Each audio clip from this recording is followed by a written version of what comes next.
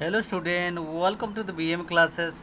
This is Vishnu Mohananda, lecturer in English, Iravati Women's College, Teresinga, East Kalahandi. Today I am going to teach you the second approach of the plus 2 second year arts, science and commerce, the famous essay on examination written by the famous person Winston S. Churchill.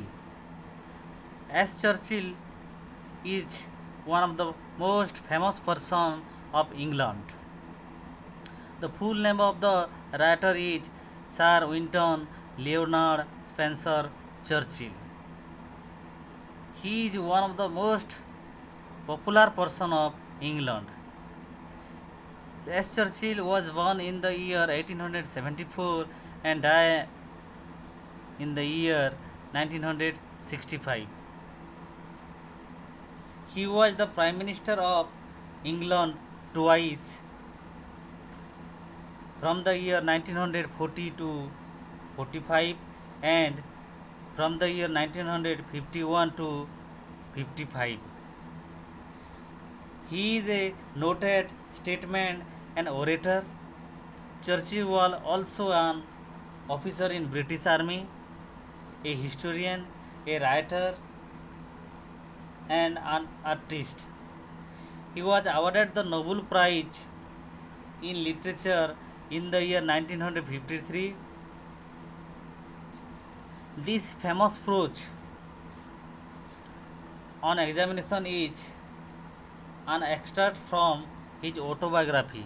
ଏହି ପାଠଟି ତାଙ୍କର ଯେଉଁ ଆତ୍ମକାହାଣୀ ବହି ଅଛି ସେହି ବହିର ଗୋଟିଏ chapter ଯେଉଁଟାକି ଆପଣମାନଙ୍କ ପାଇଁ ମାଇ ଡିୟର ଷ୍ଟୁଡେଣ୍ଟମାନଙ୍କ ପାଇଁ ଅନ୍ ଏକ୍ଜାମିନେସନ୍ ବିଷୟରେ ସମସ୍ତଙ୍କୁ ଜଣାଇବା ପାଇଁ ୱିନ୍ଷ୍ଟନ୍ ଏସ୍ ଚର୍ଚ୍ଚିଲ୍ ଏହି ପାଠକୁ ତାଙ୍କର ଅଟୋବାୟୋଗ୍ରାଫିରୁ ଅଣାଯାଇଛି। ମୁଁ ଆଶା କରେ ମାଇ ଡିୟର ଷ୍ଟୁଡେଣ୍ଟ ଆପଣମାନେ ପାଠ ପଢ଼ି ବହୁତ ଉପଭୋଗ କରିବେ, ବହୁତ କିଛି ଶିଖିବେ। If you are a new viewer, ଆପଣମାନେ ଯଦି ମୋ ଚ୍ୟାନେଲକୁ ନୂଆ ହିଁ ଦେଖୁଛନ୍ତି ତାହେଲେ ମୋର ଅନେକ ଗୁଡ଼ିଏ କ୍ଲାସ୍କୁ ଦେଖିବା ପାଇଁ आई बटन को क्लिक करी अन्य सब क्लास बा डेस्क्रिप्शन को जाई और अन्य सब क्लास सब अटेंड करि परिबे। Before we go to the test और the paragraph I want to say something about the examination or about the topic on examination. Examination for many are not pleasant experience. Examination is something which is not pleasure for everyone. Examination बा परीक्षा एपरी एक जिनिस जोटा कि समस्तों आनंददायक नुहे, खुशीदायक नुहे। किसी छात्र छात्री एग्जामिनेशन को बहुत पसंद करती तो किसी छात्र छात्री एग्जामिनेशन को पसंद करती नहीं। In this essay, autobiographical essay, Winston S. Churchill is saying or sharing his experience to us how he feared the examination. Now we come to the test to know more about the essay or the on the examination. I had now come to the state. I had scarcely passed my 12th birthday. से कहते I had scarcely passed my 12th birthday when I entered the inhospitable region of examination, through which for the next 7 years I was destined to journey. से वर्तमान कहते I had scarcely माने मते जेते बेले 12 वर्ष हो जाइछि ମୋତେ ଯେତେବେଳେ ଦ୍ୱାଦଶ ବର୍ଷ ବା 12 ବର୍ଷ ହୋଇଯାଇଛି, ମୋର ସେଇ 12 ବର୍ଷର ଦ୍ୱାଦଶ ବର୍ଷର ତିଥି ଦିନରେ ଜନ୍ମଦିନ ସରିଲା ପରଦିନଠୁ ମୋ ଘର ଲୋକ and my parents they decide to take admission in the school. ସେମାନେ ମୋତେ ସେଦିନଠୁ ସ୍କୁଲରେ ପାଠ ପଢ଼ିବା ପାଇଁ ଡିସାଇଡ଼୍ କରି ସ୍କୁଲକୁ ପଠାଇବା ପାଇଁ ମୋତେ ସେମାନେ କହିଲେ।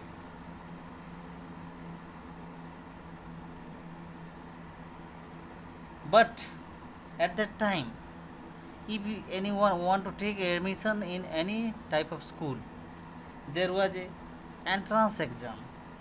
These examinations were very I was destined to journey. ସେ I was destined to journey ଏଠି କହିଲେ ସେ ବାଧ୍ୟ ଏହି ସ୍କୁଲକୁ ଯିବାକୁ ତାଙ୍କର ପ୍ୟାରେଣ୍ଟସ୍ ତାଙ୍କୁ ସ୍ଥିର କରିଥିଲେ, ତେଣୁ ସେ ଯିବା ପାଇଁ ପଡ଼ିଥିଲା। କିନ୍ତୁ ସେ ସମୟରେ ସ୍କୁଲମାନଙ୍କରେ ଅନେକ ଗୁଡ଼ିଏ ଏଣ୍ଟ୍ରାନ୍ସ ପ୍ରବେଶିକା ପରୀକ୍ଷାର ବ୍ୟବସ୍ଥା ଥିଲା। ଯିଏ ପାସ୍ କଲେ ଆଡ଼ମିସନ୍ ନେଇପାରିବ, ନହେଲେ ନେଇପାରିବ ନାହିଁ। There examination were a great trial to me. ସେ କହୁଛନ୍ତି ଯେ ପରୀକ୍ଷାଟା ବା ଏକ୍ଜାମିନେସନ୍ ତାଙ୍କ ପାଇଁ ସବୁଠୁ ବଡ଼ ଗ୍ରେଟ୍ ଟ୍ରାଏଲ୍ ଥିଲା। ସେ ଏକ୍ଜାମିନେସନ୍କୁ ପରୀକ୍ଷାକୁ ସେତେ ପସନ୍ଦ କରୁନଥିଲେ, ତାଙ୍କ ପାଇଁ ସେଇଟା ଥିଲା ବହୁତ difficult. The subject which were dearest to the examiners were almost invariable these I face list। ଯେଉଁ ସବଜେକ୍ଟ ଗୁଡ଼ିକ ମୋତେ ଭଲ ଲାଗୁଥିଲା ବା ମୋ ଫେଭରାଇଟ୍ ସବଜେକ୍ଟ ଗୁଡ଼ିକ ଯେଉଁଟା ଥିଲା, ସେଇ ସବଜେକ୍ଟ ମୋତେ ଏକ୍ଜାମିନେସନ୍ରେ ଫେସ୍ କରିବା ପାଇଁ ଭଲ ଲାଗୁଥିଲା।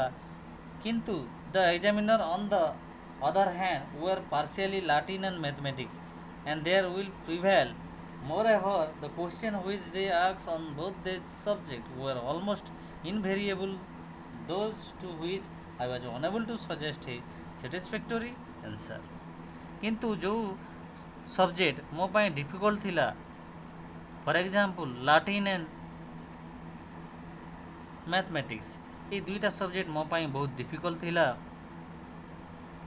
ତେଣୁ ଏଇ ଦୁଇଟା ସବଜେକ୍ଟ ମୁଁ ଭଲ ଭାବରେ ଆଟେଣ୍ଡ କରିପାରିନଥିଲି, ଗୋଟେ ସନ୍ତୋଷଜନକ ଆନ୍ସାର ଲେଖିପାରିନଥିଲି। I should have liked to be asked to say what I knew. They always try to ask what I did not know, and when I would have willingly display my knowledge। ସେ ବର୍ତ୍ତମାନ କହୁଛନ୍ତି ମୋତେ ଯେଉଁ subject ଗୁଡ଼ିକ ଭଲ ଲାଗୁଥିଲା, ସେଇ subject ମୁଁ ତ କମ୍ ସମୟ ଭିତରେ ବହୁତ ସୁନ୍ଦର ଭାବରେ କରିପାରିଲି। କିନ୍ତୁ ମ୍ୟାଥ୍ ଆଉ ଲାଟିନ୍ ସେଠି ଯେଉଁ ପରୀକ୍ଷକମାନେ ଥିଲେ, ସେମାନେ ସେ ମ୍ୟାଥ୍ ଆଉ ଲାଟିନ୍ କରିବା ପାଇଁ ଦେବା ପରେ ମୁଁ ଧୀରେ ଧୀରେ ମୋର ମନ ପରିବର୍ତ୍ତନ ହୋଇ ଚାଲିଥାଏ, କାରଣ ମୋତେ ସେଇ ଦୁଇଟା ସବଜେକ୍ଟ ବହୁତ କଷ୍ଟ ଲାଗୁଥାଏ। and I am very weak in these two subjects, so that ମୋତେ ସେଇ ଦୁଇଟା ସବଜେକ୍ଟରେ ମୋ ନଲେଜକୁ ଏକ୍ସପ୍ରେସ୍ କରିବା ପାଇଁ ମୋତେ ବହୁତ କଷ୍ଟ ହେଉଥାଏ। and they sought to expose my ignorance। This sort of treatment had only one result: I did not do well in the examination, so that I did not do well in the examination। କାରଣ ମୁଁ ସେଇ ଦୁଇଟା ସବଜେକ୍ଟରେ ଭଲ sound knowledge ନଥିବାରୁ, ମୋର ଭଲ touch ହେଉନଥିବାରୁ, ସେଇ ଦୁଇଟା ସବଜେକ୍ଟ ମୋତେ ଡିଫିକଲ୍ଟ ଲାଗୁଥିବାରୁ ମୁଁ ସେଇ ଦୁଇଟା ସବଜେକ୍ଟରେ ପରୀକ୍ଷା ଭଲ କରିପାରିନଥିଲି। କିନ୍ତୁ ମୋର ଯେଉଁ ଫେଭରାଇଟ୍ ସବଜେକ୍ଟ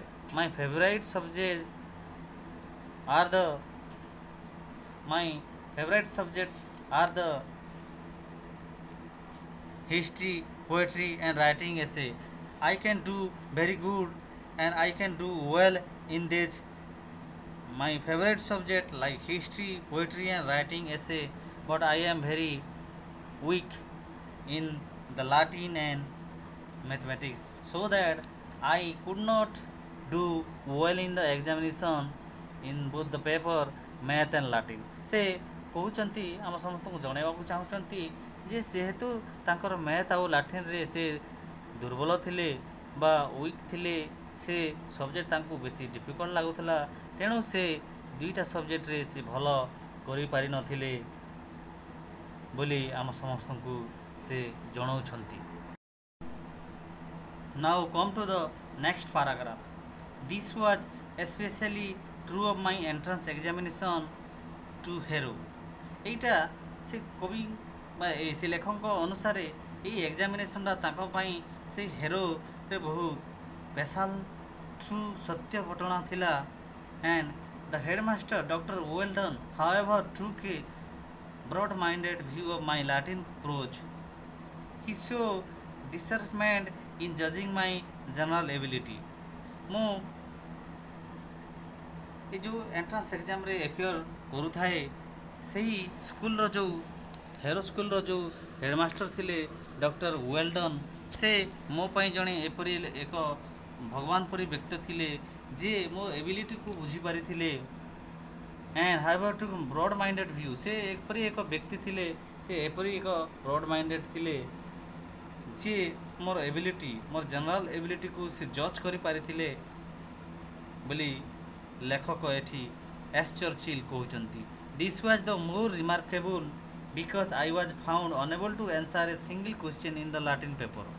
ଏଇଟା ପ୍ରକୃତରେ ଡିଫିକଲ୍ଟ ଥିଲା, ଯେଉଁଟାକି ମୁଁ ସେ ଲାଟିନ୍ ପେପରରେ କୌଣସି କ୍ୱେଶ୍ଚିନ୍ର ଆନ୍ସର୍ ଦେବା ପାଇଁ ମୁଁ ଅସମର୍ଥ ଥିଲି। I am unable to answer a single question, ସେଠି ଯେଉଁ ଯେତେ ବି କ୍ୱେଶ୍ଚିନ୍ ଥିଲା, ଗୋଟିଏ ହେଲେ କ୍ୱେଶ୍ଚିନ୍ର ଆନ୍ସର୍ ମୁଁ ଦେବା ପାଇଁ ସକ୍ଷମ ନଥିଲି। I wrote my name at the top of the page, ମୁଁ ସେଇ ଲାଟିନ୍ ପେପରର ଟପ୍ରେ କେବଳ ମୋର ନାଁ ଲେଖିଥିଲି। I wrote down the number of question, ସେଠି ଯେତେ ବି କ୍ୱେଶ୍ଚିନ୍ ଥିଲା ସେ କ୍ୱେଶ୍ଚିନ୍ ମାନଙ୍କର କେବଳ ମୁଁ ନମ୍ବର ଦେଇଥିଲି, ଆଉ ମୁଁ ସେଠି କୌଣସି ପ୍ରକାର ଆନ୍ସର୍ ଲେଖିପାରିନଥିଲି ବୋଲି ଲେଖକ ଏଠି ଆମ ସମସ୍ତଙ୍କୁ କହୁଛନ୍ତି। After much reflection I put a bracket round the thus, ସେ ଏଠି ଗୋଟେ ସିଙ୍ଗିଲ୍ ବାଡ଼ିଟିଏ ଦେଇ ସେ ବାଡ଼ିକୁ ସେ ଇନଭର୍ଟେଡ଼ କମା ଦେଇ ତାଙ୍କୁ ବ୍ରାକେଟ୍ ଦେଇ ସେ ସେଇ ପେପରରେ ଏପରି କାନ୍ଦିଥିଲେ, ତା ଲୁହରେ ସେଇ ପେପର ଅଧା ଭିଜା ହେଇ ଯାଇଥିଲା। But thereafter I could not think of anything connected with it that was either relevant of true. ସେ ଭାବୁଥିଲେ ସେଠି ଯେଉଁ ସେଇ ଆନ୍ସର୍ ସିଟ୍ ସବମିଟ୍ କଲା ପରେ ସେଇ ଆନ୍ସର୍ ସିଟ୍ ସହିତ ସେଇଟା କ'ଣ ଯେ କନେକ୍ସନ୍ ଥିଲା ସେ ଜାଣିପାରିନଥିଲେ। ଆଉ ସେ ଭାବୁଥିଲେ କ'ଣ ହେବ ମୁଁ ପାସ୍ କରିବି ନା ଫେଲ୍ କରିବି, ସେ ଥିଙ୍କିଂ କରୁଥିଲେ। Incidentally, there arrived from nowhere in the particular a blot of several smokes. I gazed for 2 whole hours at this sad spectacle। ମୁଁ ସେହି ଲାଟିନ୍ ପେପରରେ 2 ଘଣ୍ଟା ଧରି ବହୁତ ଚେଷ୍ଟା କଲା ପରେ ମଧ୍ୟ ମୁଁ କୌଣସି ସାଟିସ୍ଫ୍ୟାକ୍ଟୋରି ଆନ୍ସର୍ ବା କୌଣସି ଯେଉଁ ଯେତେ ବି କ୍ୱେଶ୍ଚିନ୍ର ଆନ୍ସର୍, କୌଣସି ସିଙ୍ଗଲ୍ କ୍ୱେଶ୍ଚିନ୍ର ଆନ୍ସର୍ ମୁଁ ଦେଇପାରି ନଥିଲି ଏବଂ ମୁଁ I gaze to whole 2 hours ବୋଲି ସେ କହିଛନ୍ତି।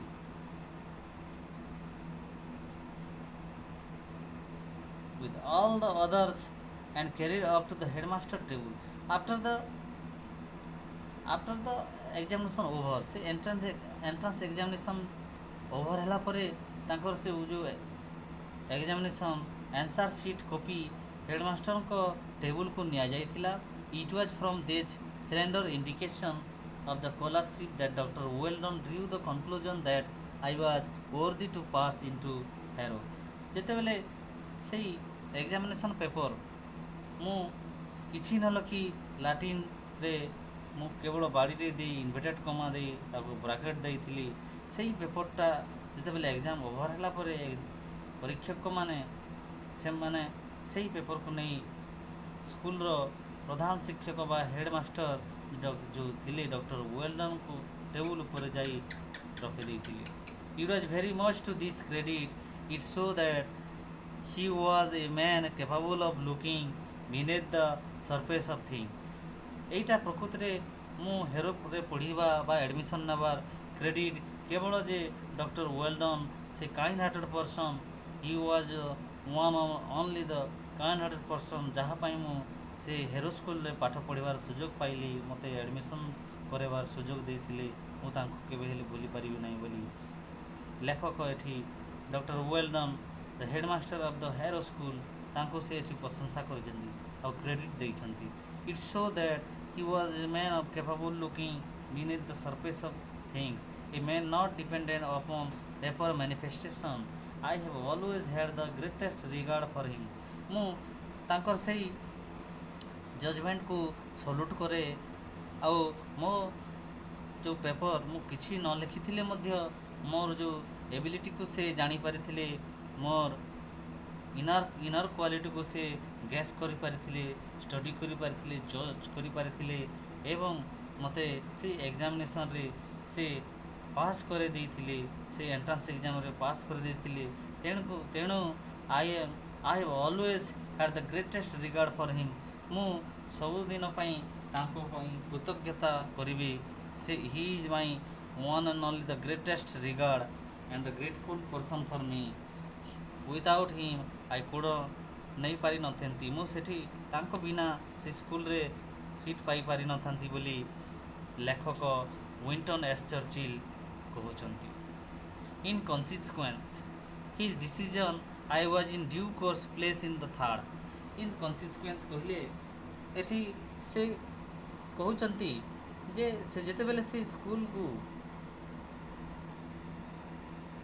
ଏଣ୍ଟ୍ରାନ୍ସ ଦେବା ପାଇଁ ଯାଇଥିଲେ, ସେଠି ଯାହା ଯାହା ହେଇଥିଲା ତା ଆଗରୁ ଆମେ କିଛି ଡିସ୍କସନ୍ କରିସାରିଛୁ ଏବଂ ସେ ସ୍କୁଲରେ ଆଡ଼ମିସନ୍ ପାଇବାର ଭଳିଆ ତାଙ୍କ ପାଖରେ କେପାବୁଲିଟି ନଥିଲା, କିନ୍ତୁ ସେ ସେଇ ସ୍କୁଲର ଯେଉଁ HM ବା ହେଡ଼ମାଷ୍ଟର ଡକ୍ଟର ୱେଲ୍ଡନ୍ଙ୍କ ଦୟାରୁ ସେ ସେଠି ଚାନ୍ସ ପାଇଗଲେ। ତ I was in due course placed in the third or the lowest division of the fourth or the bottom form. The name of the new boys were printed in the school list in the alphabetical order, and as my correct name Spencer Churchill began with an S. ସେ ଯେତେବେଳେ ସ୍କୁଲକୁ result declare ହେଲା ପରେ ତାଙ୍କର ନାଁ ଦେଖିବାକୁ ଯାଇଥିଲେ, ସେ ତାଙ୍କର ନାଁ third or lowest division of the fourth, lowest division of fourth or ବଟମ୍ରେ ତାଙ୍କର ନାଁ ଥିଲା। ସେଠି ଯେଉଁ ଆଲଫାବେଟିକାଲି ସେଠି ଗୋଟେ merit list, school list alphabetically ଅର୍ଡ଼ରରେ ଛପା ହେଇଥିଲା। ସେ ଯେତେବେଳେ ତାଙ୍କର ନାଁ ସର୍ଚ୍ଚ କରୁଥିଲେ ସେ ପାଇପାରୁନଥିଲେ, ପରେ ସେ ଧ୍ୟାନ ଦେଲେ ଯେ ଆଲଫାବେଟିକାଲି ଅଛି, ତେଣୁ ସେ ଏସ୍ରେ ତାଙ୍କର ନାଁ ଷ୍ଟାର୍ଟ ହେଉଥିବାରୁ ଏସ୍ରେ ତାଙ୍କ ନାଁ ଯେତେବେଳେ ସର୍ଚ୍ଚ କରିଛନ୍ତି ସେ ତାଙ୍କ ନାଁ ପାଇଛନ୍ତି। I gain no more advantage from the alphabet than from the wider sphere of letter. I was in fact only two from the bottom of the whole school, and these two I regret to say disappear almost immediately through illness or some other cause. ସେ ସ୍କୁଲର ଶେଷ ତାଙ୍କ roll number ମଧ୍ୟ ଶେଷରେ ଥିଲା ଆଉ ସେ ଯେଉଁ ମେରିଟ୍ ଲିଷ୍ଟ ଥିଲା, ମେରିଟ୍ ଲିଷ୍ଟର ସର୍ବ ଲାଷ୍ଟରେ ହିଁ ତାଙ୍କର ନାଁ ଥିଲା ବୋଲି ସେ ଆମ ସମସ୍ତଙ୍କୁ କହୁଛନ୍ତି। Now my dear student, come to the next paragraph. The hero costume calling the role is different from the Eton. ସେ ସମୟରେ ସେଇ ହେରୋ ସ୍କୁଲରେ କଷ୍ଟ୍ୟୁମ୍ କଲିଂ ବା ପ୍ରେଜେଣ୍ଟ ଆଟେଣ୍ଡାନ୍ସ ନେବାର ଷ୍ଟାଇଲ୍ ଭିନ୍ନ ପ୍ରକାର ଥିଲା। ଇଟନରେ ଯେପରି ଥିଲା ସେଠି ତାଠାରୁ ଅନ୍ୟ ପ୍ରକାର ଥିଲା ବୋଲି ସେ କହୁଛନ୍ତି। ଆଟ୍ ଇଟନ୍, ସେ ବର୍ତ୍ତମାନ ଇଟନ୍ ବିଷୟରେ କହୁଛନ୍ତି। At Eaton boys stand in a cluster and leave their hats when their name are called. ଇଟନ୍ର ସ୍କୁଲରେ, ଇଟନ୍ ବୋଲି ଅନ୍ୟ ଏକ ସହର ଥିଲା, ଇଟନ୍ର ସ୍କୁଲରେ ପିଲାମାନେ ବା ଛାତ୍ରଛାତ୍ରୀମାନେ ଗୋଟେ କ୍ଲଷ୍ଟରରେ ଷ୍ଟାଣ୍ଡ ହେଇ ଠିଆ ହେଉଥିଲେ, ତାଙ୍କ ମୁଣ୍ଡରେ ଗୋଟିଏ ଗୋଟିଏ ଟୋପି ପିନ୍ଧିଥିବାର ଦୃଶ୍ୟ ଦେଖିଥାଏ ଏବଂ ସେ ଯେତେବେଳେ ସେ ସ୍କୁଲର ଟିଚର ତାଙ୍କର ରୋଲକୁ କଲ୍ କରୁଥିଲା ବେଳେ ସେମାନେ ଟୋପିରୁ ମୁଣ୍ଡରୁ ଟୋପି କାଢ଼ି ତାଙ୍କର ଆଟେଣ୍ଡାନ୍ସ ପକାଉଥିଲେ। At Harrow they file past master in the school yard and answer one by one. କିନ୍ତୁ ହେରୋ ସ୍କୁଲରେ ସେପରି ନଥିଲା। ସେଠି ସେ ସ୍କୁଲର ଟିଚର ଜଣ ଜଣକରୁ ସେ ରୋଲ୍ ନମ୍ବର ଡାକୁଥିବା ବେଲେ ସେମାନେ ଜଣ ଜଣ କରି they answer the one by one. ସେ ବର୍ତ୍ତମାନ କହୁଛନ୍ତି my position was there for revel in the somewhat indigenous humanity. ତାଙ୍କର ପୋଜିସନ୍ଟା ପ୍ରକୃତରେ ରିଭେଲ୍ ଇନ୍ ଦ ସମହ୍ୱାଟ୍, ତାଙ୍କର ପୋଜିସନ୍ଟା ପୁରା ଲାଷ୍ଟରେ ଥିଲା, ଯେଉଁଟାକି ଉନ୍ନୋଚିତ ହେବା ପରି ତାଙ୍କୁ ଲାଗୁଥିଲା ଏବଂ ସେ ତାଙ୍କର ରୋଲ୍ ନମ୍ବରଟା ସେଇ ସ୍କୁଲର ବା ସେଇ କ୍ଲାସ୍ର ସର୍ବଶେଷରେ ଥିଲା ବୋଲି ସେ କହୁଛନ୍ତି। It was the year 1887। ସେ ବର୍ତ୍ତମାନ ଗୋଟିଏ ବର୍ଷ ବିଷୟରେ କହୁଛନ୍ତି। It was the year 1887। Lord Randolph Churchill had only just resign his position as leader. ସେ ଲର୍ଡ଼ ରେଣ୍ଡଲ୍ଫ ଚର୍ଚ୍ଚିଲ୍ ହେଉଛନ୍ତି ତାଙ୍କର ବାପା, ଯିଏ କି ତାଙ୍କର ପୋଷ୍ଟରୁ ସେ ରିଜାଇନ୍ କରିଦେଇ house of commission and controller of exchequer and he will tower in the forefront politics. ସେ ତାଙ୍କ ପୋଷ୍ଟରୁ 1887ରେ ସେ ରିଜାଇନ୍ କରିଦେଇଥିଲେ ବୋଲି ସେ କହିଛନ୍ତି। In consequence large number of visitors of both sexes use to wait on the school street. ସେ school ବାହାରେ ଅନେକ ପ୍ରକାର ଲୋକ ଠିଆ ହେଇଥିବାର ୱେଟ୍ କରିଥିବାର ସେ ଦେଖିଛନ୍ତି।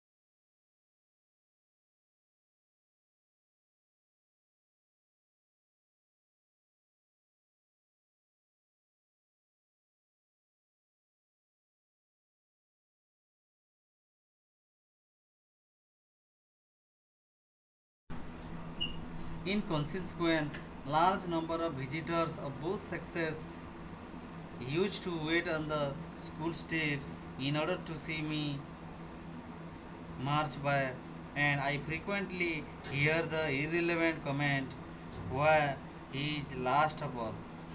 ଏଠି ସେଇ ସ୍କୁଲରେ ଅନେକ ଗୁଡ଼ିଏ ଭିଜିଟର୍ସ, ବିଭିନ୍ନ ଗାର୍ଡ଼ିଆନ୍ ପେରେଣ୍ଟସ୍ ମାନେ ଆସୁଥାନ୍ତି, ଆଉ ବିଭିନ୍ନ ଉଭୟ ମହିଳା ଆଉ ପୁରୁଷ, both the men and women wait on the school steps ବା ସ୍କୁଲ ବାହାରେ ଯେଉଁ ପାହାଚ ଥିଲା ସେଠି ଅପେକ୍ଷା କରିଥାନ୍ତି ଏବଂ ମୋତେ ସମସ୍ତେ ଦେଖୁଥାନ୍ତି ମୁଁ କାହିଁକି ସମସ୍ତଙ୍କ ପଛରେ ଏବଂ ମୁଁ ସମସ୍ତଙ୍କ ଲାଷ୍ଟରେ କାହିଁକି ଅଛି ବା ସବୁବେଳେ କାହିଁକି ଲାଷ୍ଟରେ ରୁହେ ବୋଲି ସମସ୍ତେ ମୋ ବିଷୟରେ ଜାଣିବା ପାଇଁ, ମୋତେ ଦେଖିବା ପାଇଁ ମୁଁ ଅନ୍ୟ ଲୋକମାନଙ୍କର ଠାରୁ ଶୁଣିଛି ଯେ ସେମାନେ ସମସ୍ତେ ମୋତେ ଦେଖିବା ପାଇଁ ମୋ ପ୍ରତି କମେଣ୍ଟ କରୁଥିବାର କଥା ମଧ୍ୟ ମୁଁ ଶୁଣିଛି ବୋଲି ଏଠି ଲେଖକ ଏସ୍ ଚର୍ଚ୍ଚିଲ୍ କହିଛନ୍ତି। प्रकृति एस चर्चिल किपरि एक व्यक्ति थिले आमे तांकर एही पाठरू आमे जानी परिबा। से प्रकृति से पाठरे से हेरो स्कूल रे पढ़िबा भली तांकर दक्षता नथिले मध्य सेठिकार जो एचएम थिले बा हेडमास्टर थिले जे कि तांकर एबिलिटी को जानी पारी से किछि न लिखिथिले मध्य तांको पास करे देथिले एवं से स्कूल रे पढ़िबार सुযোগ तांको मिलिथिला। प्रकृति रे एस चर्चिल जणे lucky fellow one who has took the admission in the Harrow School and who has the last boy of his classroom। जे कि से क्लास रो लास्ट बॉय थिले। लोक माने ताकू अनेक गुड़े प्रकार कमेंट करुथिले। विभिन्न विजिटर्स माने जो माने स्कूल रो बाहर जो स्टेप थिला से स्टेप्स रे ठिया है यही विंटन एस चर्चिल को देखिबा पई रहुथिले एवं तांको अनेक गुड़े कमेंट मध्य सुनिबा को मिलुथिला। आउ लोक माने तांको विभिन्न प्रकार क्वेश्चन करुथिले why he is last of all. से काहे कि सेठी एते सहस छात्र छात्री मध्यरु शेष छात्र काहे थिला समस्त लास्ट रे से केमती आसुथिला समस्त लास्ट रे से काहे बसुथिला ए विषय रे सब जानिबा पई अनेक प्रकार विजिटर्स विभिन्न आसीथिबा परिदर्शक दर्शक माने ऑडियंस माने गार्डियन पेरेंट्स माने मध्य तांको विषय रे जानिबा पई अनेक गुरे प्रश्न करुथिले एवं तांको किछि लोक माने उपहास मध्य करुथिले बोली लेखक हमर एई लास्ट स्टांजारे फर्स्ट यूनिट रो लास्ट स्टांजारे कहिचंती। माय डियर स्टूडेंट आज पई आमे एई फर्स्ट यूनिट पढ़िबा ए क्लास जदि आपण मन को भल लागिछि एही क्लास रो पार्ट 2 वीडियो देखिबा पई क्वेश्चन आंसर डिस्कशन देखि पई मो क्लास बीएम क्लास को लाइक करंतु शेयर करंतु सब्सक्राइब करी पाखरे थिबा बेल आइकन को दबाई दियंतु जहा फल रे मु एही ऑन एग्जामिनेशन पाठर द्वितीय पार्ट 2 वीडियो तैयारी करबी यूनिट 2 क्लास करबी आपण मानको सर्वप्रथमे नोटिफिकेशन चली जीवो आपण माने घरे थाई क्लास करि परिबे। धन्यवाद।